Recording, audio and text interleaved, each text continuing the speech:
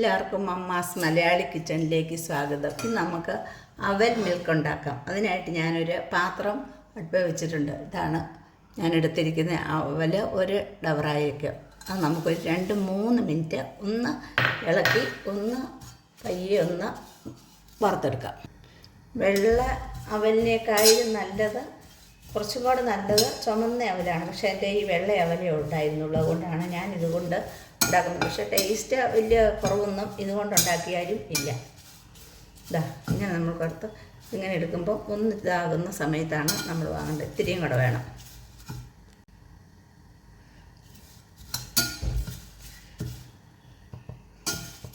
ഇപ്പം ഇത് ആയിട്ടുണ്ട്. ഇത് കണ്ടോ, ഇങ്ങനെ എടുത്ത് ഇങ്ങനെ പൊടിക്കുമ്പോൾ പൊടിയുന്ന ഭാഗമാകുമ്പോഴാണ് വാങ്ങുന്നത്. നമുക്കിത് വാങ്ങി മാറ്റാം.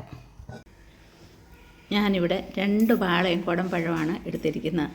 കാരണം 1 ഗ്ലാസ് അവൽ മിൽക്കാണ് ഞാൻ ഉണ്ടാക്കുന്നത്. അതുകൊണ്ടാണ് 2 പഴം എടുത്തത്.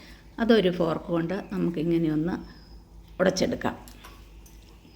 നമ്മളിങ്ങനെ ഫോർക്ക് കൊണ്ട് ഉടയ്ക്കുന്നതാണ് നല്ലത്. കണ്ടോ, ചെറിയ കഷ്ണങ്ങളായിട്ട് കിടക്കണം.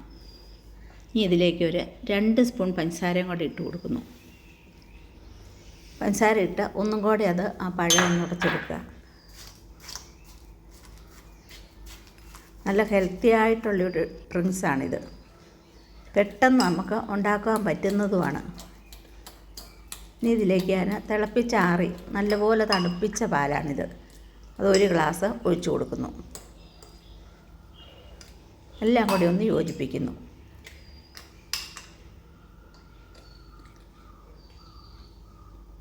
വറുത്ത് വെച്ചിരിക്കുന്ന അവലാണ് ഇടുന്നത്. അവലിട്ടതിന് ശേഷം എല്ലാം കൂടി ഇളക്കാം.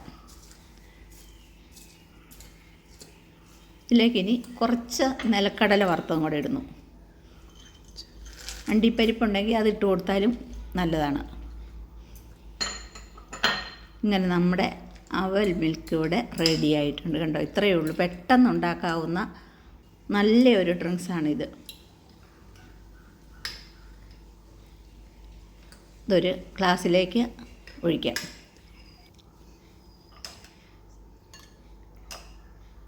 ഹെൽത്തിയായ ഡ്രിങ്ക്സ് കണ്ടു.